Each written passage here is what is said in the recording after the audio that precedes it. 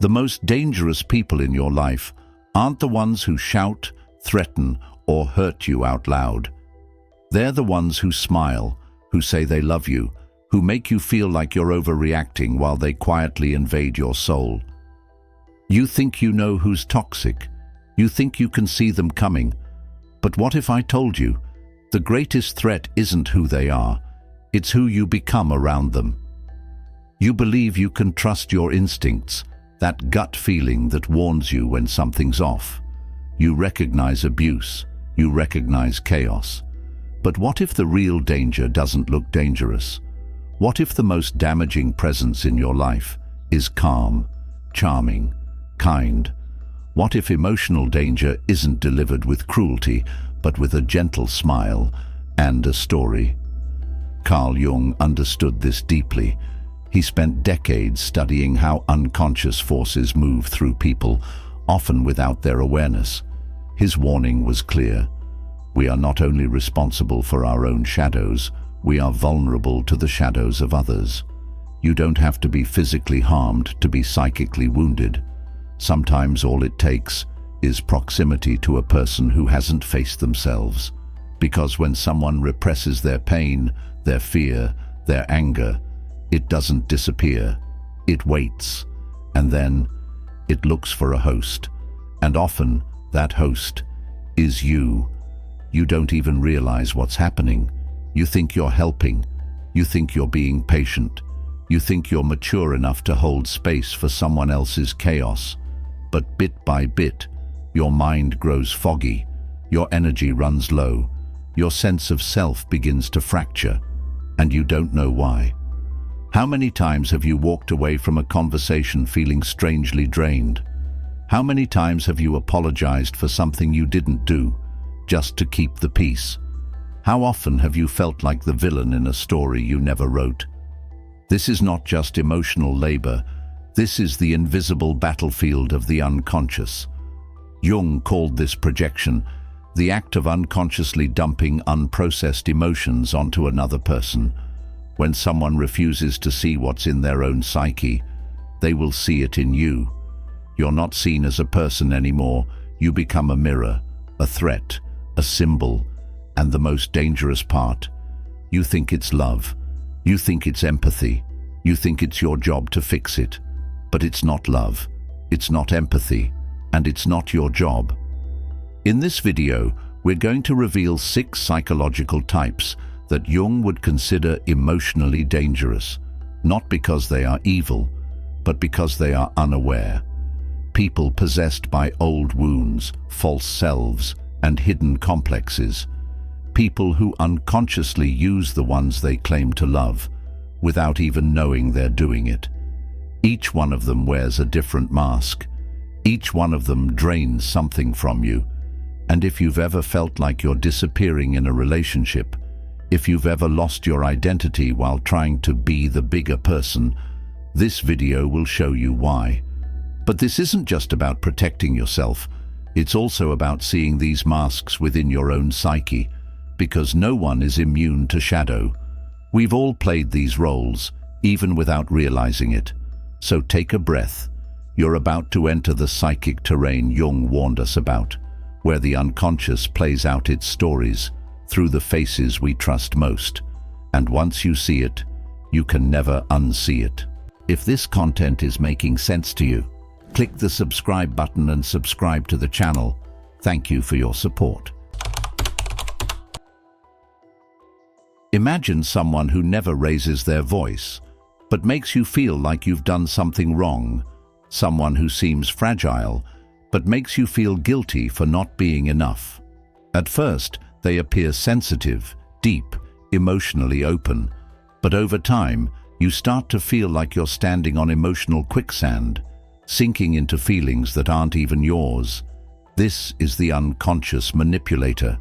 They don't mean to control you, but they are possessed, not by evil intentions, but by unintegrated pain.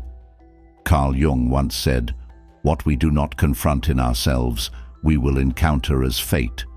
And often, that fate has a name, a face, and shares the dinner table with you. The unconscious manipulator is someone who hasn't dealt with their own emotional wounds. Instead of turning inward to face them, they project them outward, onto you. Suddenly, their sadness becomes your fault. Their anger becomes your provocation. Their insecurity becomes your arrogance.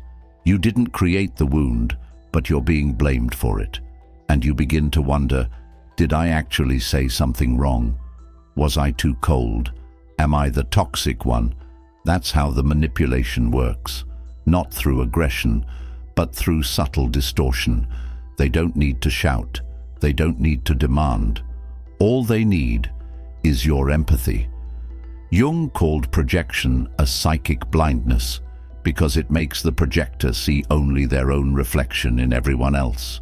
You are no longer a person. You've become a symbol of their inner conflict. To them, you are not you. You're the abandoning parent, the disappointing friend, the person who always leaves. And they react not to who you are, but to what you represent. The danger is you don't see it at first, because these people are often magnetic. They seem vulnerable, honest, real.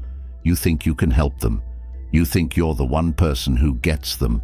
You believe your love, your patience, your presence can heal them. But what you're really doing is sacrificing your psychic integrity to carry wounds that were never yours. And the more you try to help, the deeper you sink. Jung warned us, when someone hasn't integrated their shadow, they will unconsciously assign you a role in their inner drama. The villain, the hero, the failure, the savior. You become trapped in a relationship that isn't based on truth, but on illusion, a symbolic bond. And symbolic bonds are prisons, because you are no longer seen, only used. The only way out? Awareness. You must recognize the pattern, cut the invisible emotional threads, and ask yourself constantly, is this emotion mine, or have I absorbed it? Because the unconscious manipulator doesn't invade your life with force, they enter through the gap in your compassion. And once you see that, you're ready to meet someone even more dangerous, the one who doesn't just project, but becomes the mask they wear. Not all psychological danger looks like chaos. Sometimes it looks like perfection. They never say the wrong thing. They never raise their voice. They always smile, always agree, always show up exactly the way they should. And yet, something feels off. Something in you tightens when they enter the room, like you're not allowed to be entirely yourself. This is the bearer of the persona, the one who doesn't just wear a mask, they live inside it. Carl Jung described the persona as what a man is not, but what he and others think he is. It's the social mask, the role we play to function in society, friend, employee, spouse, leader. And on its own, the persona is necessary. But when someone identifies with it, when they forget they have a mask and believe they are the mask, the soul behind it begins to die. The bearer of the persona doesn't lie maliciously. They lie unconsciously, to themselves first. They live in performance mode. Everything is rehearsed, polite, measured, expected. They aren't being fake. They're being what they think they're supposed to be. But there is a cost. Beneath the controlled tone and the perfect smile is a repressed storm, raw emotions shoved into the basement of the psyche. And the longer it stays hidden, the more toxic it becomes. Jung warned that the stronger the persona, the more disconnected the individual becomes from their true self. Authenticity begins to feel dangerous. Emotion becomes something to hide. Spontaneity feels like weakness. And if you're close to someone like this, you begin to feel like your truth is too much. So you adjust, you soften, you shrink, you start playing the same game, smiling when you're tired, nodding when you disagree, avoiding anything real, just to keep the peace. This is how the mask becomes contagious, and slowly, both of you are lost, not in conflict, but in silence. The bearer of the persona doesn't ask you to wear a mask. They just make it feel like you have no other choice. And that's the true danger. Not that they hurt you, but that they teach you to hide yourself.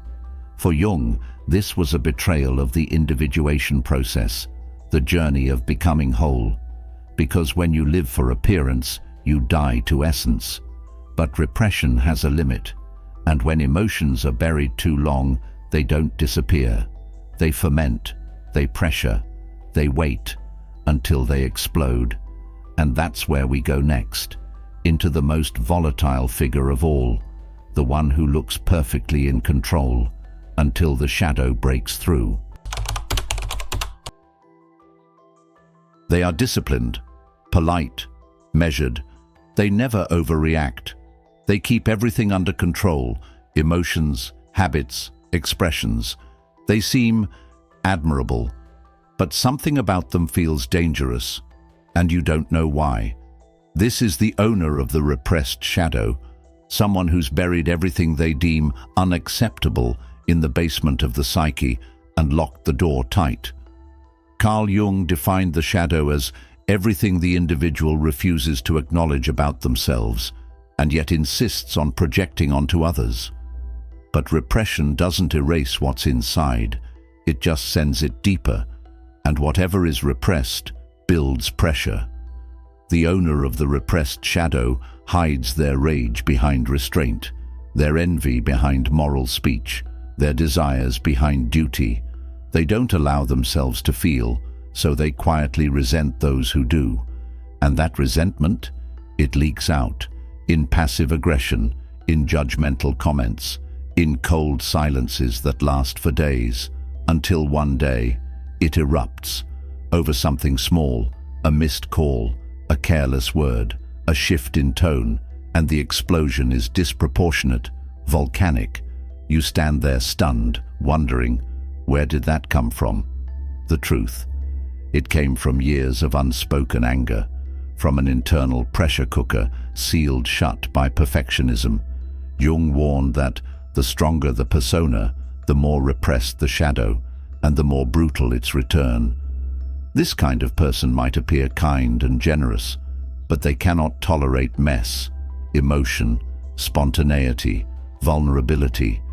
They flinch when others express what they themselves have buried.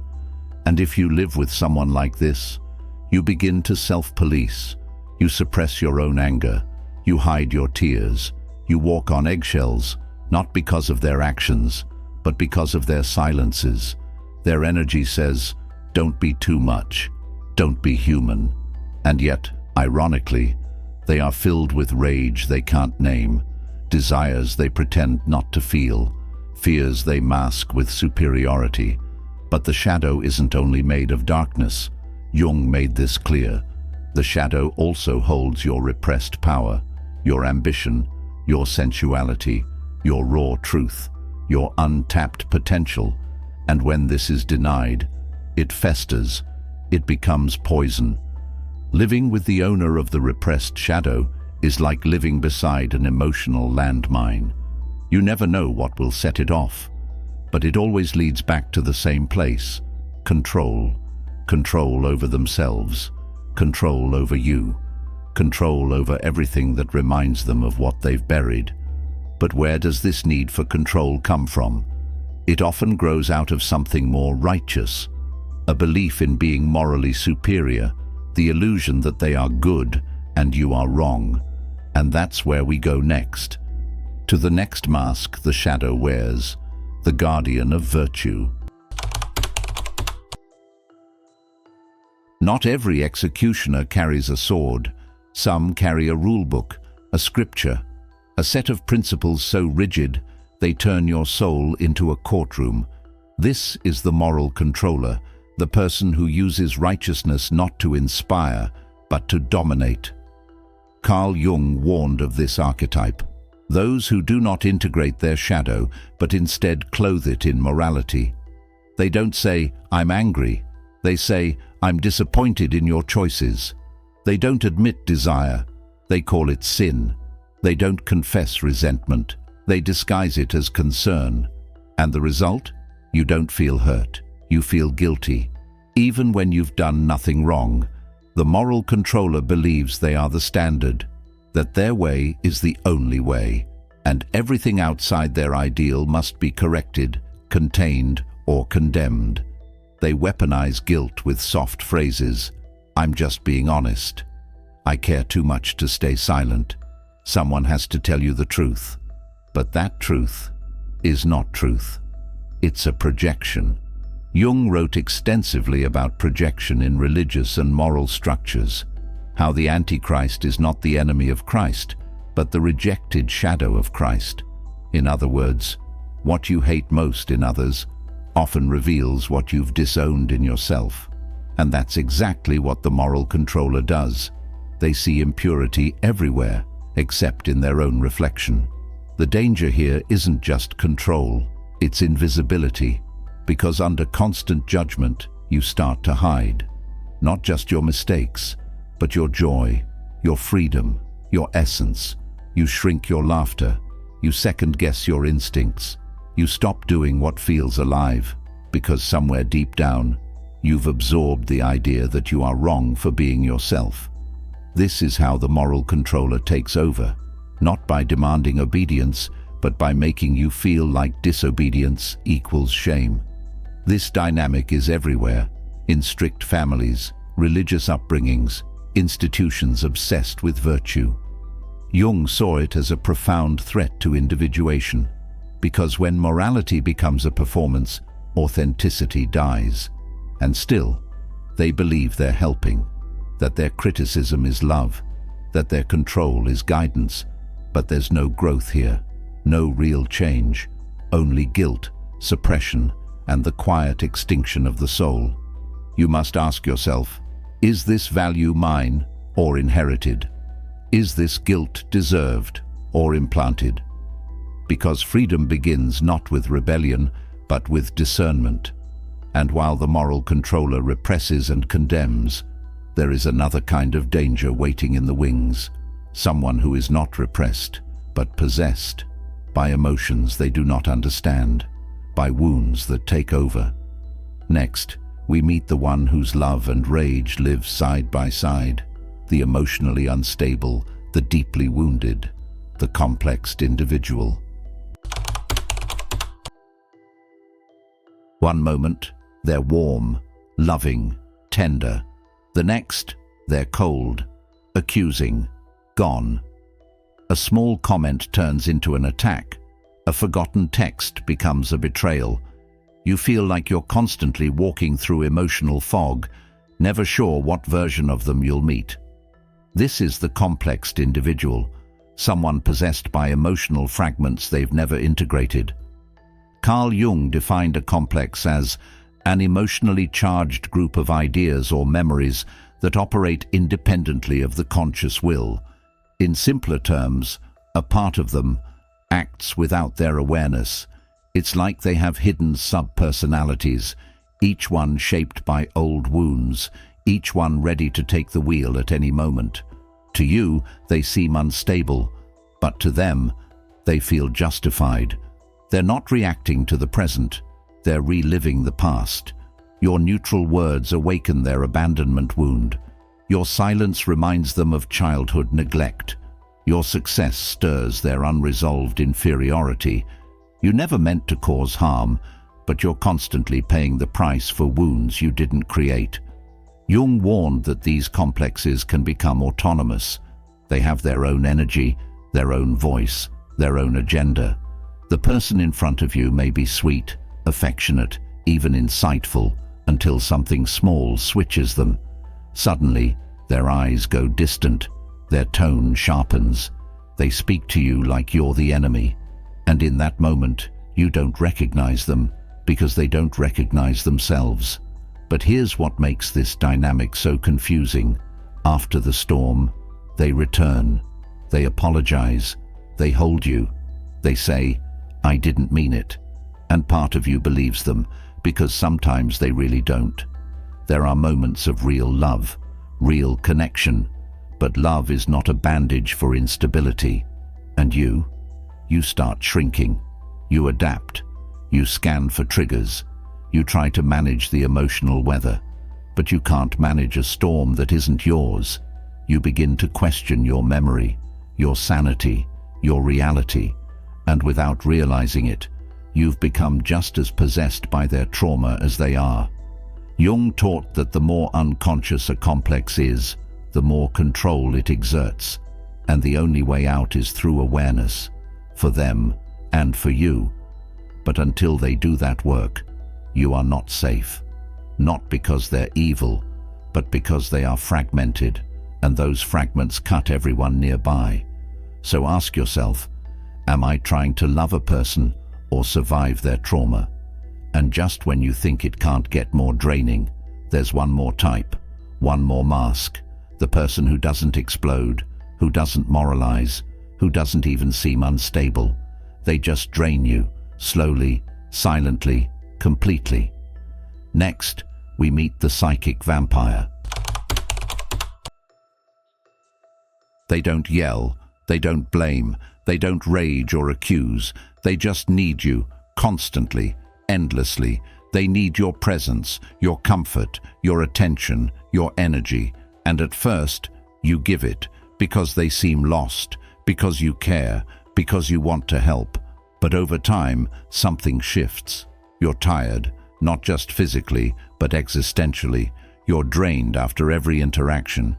You feel like you're being slowly hollowed out. This is the psychic vampire, the one who feeds not on your body, but on your soul. Carl Jung may not have used that exact term, but he spoke often of symbiotic relationships, those entanglements where one person refuses to become whole and instead fuses their identity into yours. In The Ego and the Unconscious, Jung warned that one of the greatest obstacles to individuation is the failure to separate from the psychic influence of others. The psychic vampire doesn't want to walk beside you. They want to merge with you, not out of love, but out of inner emptiness. They don't know where they end and where you begin. And slowly, neither do you. At first you offer support, then time, then patience, then pieces of yourself. You stop expressing your needs. You cancel your plans. You start to feel guilty for wanting space, as if self-care is a betrayal. But no matter how much you give, it's never enough. Because what they truly need is something only they can give themselves: wholeness, self-responsibility, inner structure. And without that, they latch onto yours. The psychic vampire may not be cruel. They may be kind, soft-spoken, emotionally intelligent. But behind their need is a void, a bottomless well that no amount of love can fill. And when you try to pull away, they shift, from victim to accuser, from grateful to wounded, from "I need you" to "you've abandoned me." This is role reversal at its most subtle. You become the cold one, the selfish one, the villain in their emotional fairy tale. And all you wanted was a moment to breathe. Jung believed that individuation, the path to becoming a whole person, requires separation from these entangled states. It requires boundaries. It requires saying, "I see your pain, but I will not drown in it." Because if you don't, you'll lose your clarity, your joy, your identity. Some people don't want love, they want a host. And if you don't recognize this pattern, you won't just be helping. You'll be feeding something that slowly devours you. But here's the hardest truth of all. You may not only have loved one of these people, you may have been one. So now you've seen them, the 6 faces of unconscious danger: the manipulator, the performer, the repressor, the judge, the fragment, the vampire. Each one human, each one suffering, each one unaware, not monsters, just people possessed by what they never dared to face within themselves.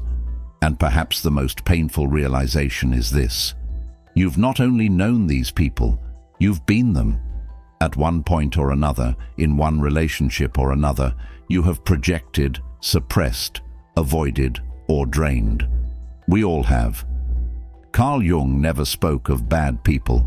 He spoke of people caught in the unconscious, and he warned us, until you make the unconscious conscious, it will direct your life, and you will call it fate. So this isn't about blame, it's about vision. Because when you can finally see the pattern, not just in them, but in you, everything begins to shift. You stop rescuing people who don't want to be saved. You stop shrinking to avoid judgment. You stop confusing control with love. You stop becoming the emotional host for someone else's pain. And most of all, you stop fearing your own shadow. Because here's the deeper truth Jung gave us. The shadow isn't just what's dark, it's what's denied. It's your rage, but also your strength, your grief, but also your depth, your fear, but also your freedom. It holds everything you were told not to be, and everything you must reclaim if you want to live as a whole self. Individuation, Jung's term for becoming who you truly are, is not a path of light. It is a path through darkness, through confusion, through humility. But it leads somewhere sacred, to a life that's not defined by roles, not dictated by others' pain, not ruled by projection, guilt, or fear. It leads to sovereignty, to seeing with clear eyes, to loving without losing yourself, to helping without becoming a sacrifice, to holding space without being consumed. If you've made it this far, you're already on that path. You've seen what many refuse to look at, and that is the beginning of freedom. Now, I want to hear from you. Which of these 6 types have you faced, and which do you see in yourself? Your comment may be the beginning of someone else's clarity. Your honesty may become someone else's mirror. And before you go, there's one more journey ahead. In the next video, we'll go even deeper into the inner alchemy that transforms shadow into strength and wounds into wisdom. Because the more light we shed on the unconscious, the less it controls us, and the more we become ourselves.